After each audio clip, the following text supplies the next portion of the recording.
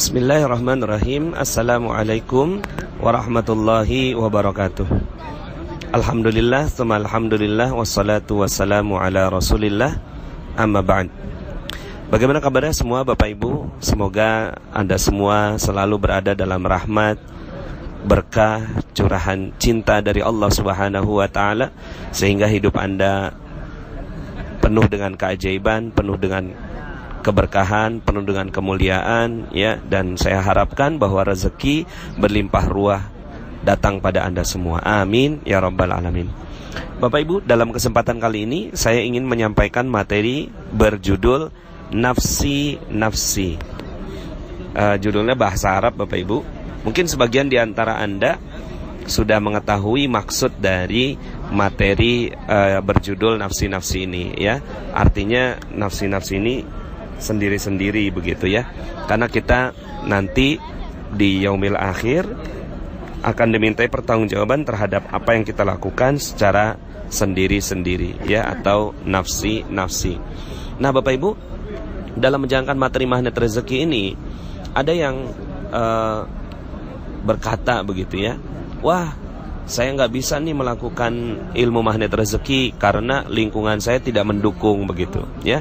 Jadi dia kayaknya materinya Pak Anas nih nggak mungkin deh saya lakukan karena lingkungan saya nggak seperti itu gitu, ya. Lingkungan saya tidak mendukung untuk saya melakukan ini gitu. Ada juga yang mengatakan bahwa alangkah cepatnya proses keajaiban hidup saya seandainya pasangan hidup saya juga melakukan ilmu magnet rezeki ini. Jadi dia berharap sekali pasangan hidupnya menjalankan ilmu magnet rezeki, dan kalau itu yang terjadi pasti deh gitu, ya, keajaiban itu bisa lebih cepat terjadi. Di dalam materi nafsi-nafsi ini akan terjawab Bapak Ibu, ya, bahwa ternyata nggak ada dampaknya, ya. Orang lain melakukan apa terhadap kita nggak ada dampak sedikit pun. Yang bisa merubah dan memberi dan menciptakan atau mengundang keajaiban adalah diri kita sendiri. Ada juga yang dia sebagai pimpinan misalnya, ya, saya sebagai pimpinan rasanya tidak mungkin bisa membuat perusahaan ini mendapatkan rezeki berlimpah kalau para pegawai tidak menjalankan ilmu magnet rezeki. Jadi dia menganggap bahwa ilmu magnet rezeki hanya efektif manakala dilakukan dalam satu lingkup besar sebuah perusahaan. Padahal nggak demikian, Bapak Ibu. Kita menjalankan sendiri sebagai seorang pimpinan saja itu sudah sangat-sangat lebih dari cukup, gitu, ya. Sangat lebih dari cukup untuk menciptakan keajaiban. Nah, terus gimana dong karyawan-karyawan kita? Ya, nafsi-nafsi, ya, masing-masing gitu, ya. Mulai aja dari diri kita sendiri gitu, ya. Nah, ini kalau tadi dari sisi pimpinan, ada juga karyawan yang ketika mendapatkan ilmu magnet rezeki gitu, ya. Bagaimana bisa saya sebagai bawahan mengubah perusahaan yang sudah mau bangkrut misalnya, ya, sudah mau bangkrut ini, sementara bosnya saja tidak jalankan ilmu magnet rezeki gitu, ya. Jadi dia malah mengatakan bahwa saya tidak mungkin bisa mengubah. Kenapa? Ini bukan perusahaan saya, bukan perusahaan saya, ini perusahaan pimpinan saya, ya. Dan saya nggak mungkin mengubah gitu, ya, apapun yang terjadi di perusahaan ini. Ini juga pandangan yang tidak tepat, Bapak Ibu, ya. Karena sebenarnya keajaiban di dalam diri kita, kekuatan yang ada di dalam diri kita itu lebih dari cukup untuk mengubah apapun yang ada di sekitar kita, termasuk mengubah perusahaan. Bahkan mungkin sebagian di antara Anda ada PNS gitu, ya, atau pegawai negara lah begitu, ya. Terus kemudian mengatakan, nggak mungkin Pak Nas, sistemnya udah begitu gitu, ya. Saya nggak mungkin bisa menjalankan ilmu-ilmu magnet rezeki ini manakala sistem yang ada, ya, tidak mendukung gitu. Nah, ini yang akhirnya, ya,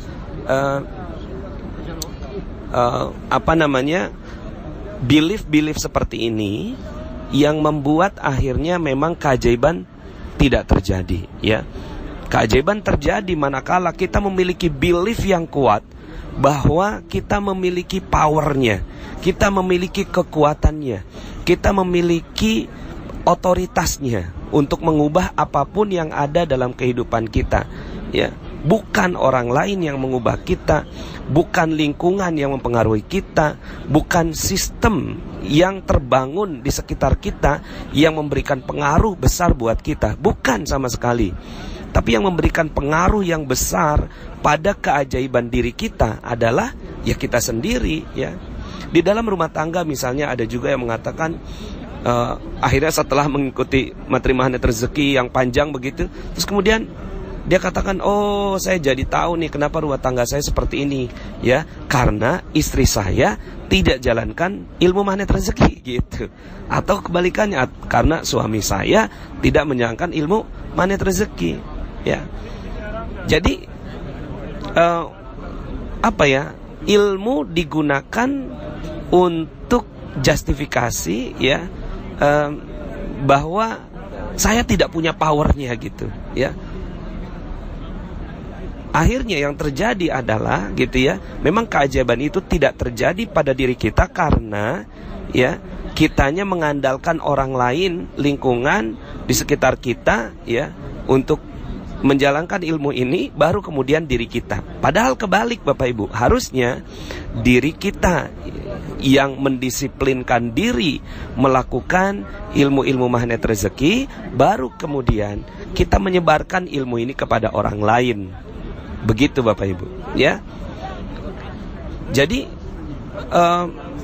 di dalam banyak sekali materi yang saya sampaikan di kickback, ya, kemudian rahasia keajaiban, kok belum ajaib, itu saya menganjurkan Anda semua peduli dengan keajaiban orang lain.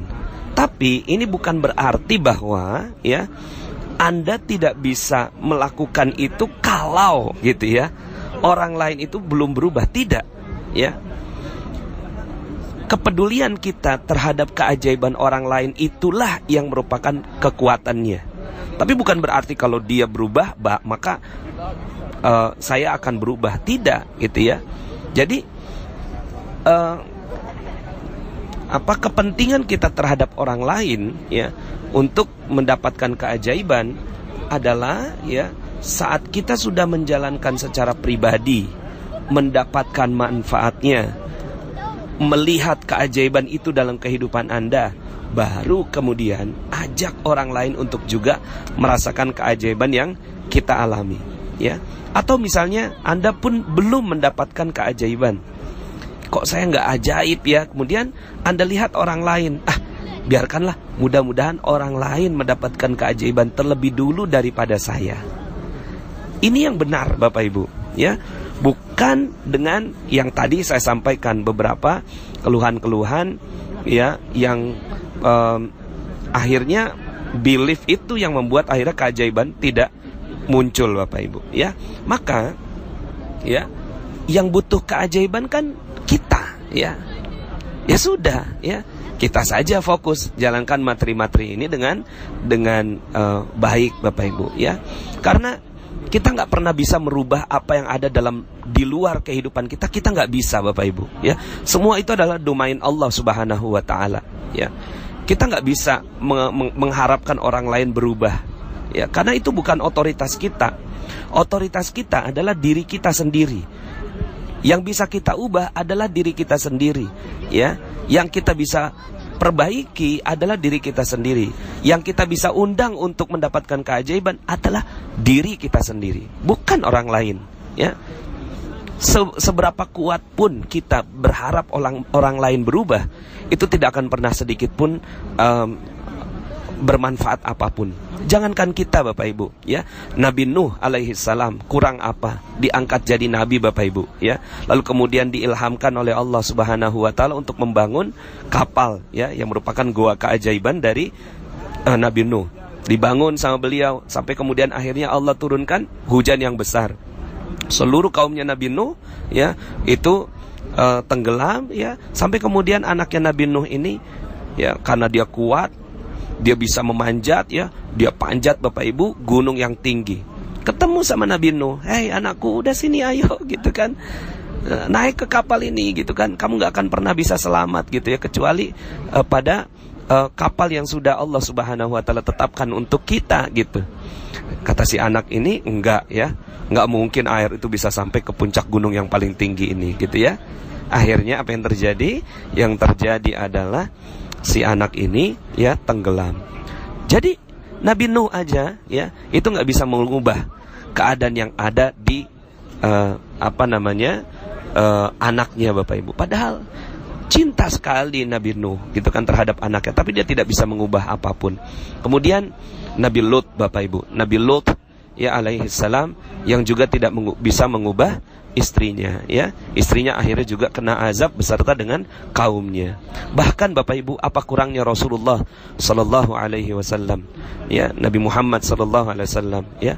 Sebegitu cintanya Rasulullah sallallahu alaihi wasallam kepada pamandanya ya, yang menolongnya, membantunya, menjadi pelindung bagi Rasulullah SAW di hadapan kaum kafir Quraisy, tapi beliau tidak bisa memberikan hidayah kepada Abi Thalib ya, kepada Abu Thalib. Nggak bisa Bapak Ibu ya. Maka semua hidayah itu adalah urusan Allah ya, urusan Allah. Nah, yang bisa kita lakukan adalah kita mengubah diri kita sendiri ya. Kita bisa melakukan ilmu-ilmu ini ya kepada kita sendiri ya. Nah Bapak Ibu, jadi nafsi-nafsi aja ya, nafsi-nafsi. Pokoknya kita lakukan aja sendiri, kita yang menikmati sendiri, kita mendapatkan keajaibannya. Kepedulian kita terhadap orang lain adalah hanya sebatas kita berdoa dan berharap agar orang itu mendapatkan apa yang kita juga dapatkan ya. Ya kita menjaga terumbu karang gitu ya. Kemudian kita mendoakan orang lain ya. Kemudian kita sebarkan ilmu magnet rezeki ini ya, sebatas itu aja. Sehingga kita nggak memiliki beban Bapak Ibu ya kepada suami. Aduh, suami saya nggak mau ngikutin Pak magnet rezeki Pak Nas. Nggak perlu. Anda aja udah fokus saja Anda sendiri ya. Nah ini saya ada beberapa kisah Bapak Ibu yang menceritakan untuk memperkuat materi tentang nafsi-nafsi ini. Kemarin ya, beberapa hari yang lalu ya, ini saya sekarang masih ada di Masjidil Haram ya, dan menyampaikan materi ini di depan Masjidil Haram sambil menunggu waktu maghrib. Ketika selesai umroh ya, selesai tawaf, sa'i, tahallul, lalu kemudian ada ketika kita lagi beristirahat begitu, ada seorang ibu yang mendatangi saya ya. Beliau member Magnet Rezeki dan ikut umroh bersama dengan kami ya. Ustadz, ya alhamdulillah gitu.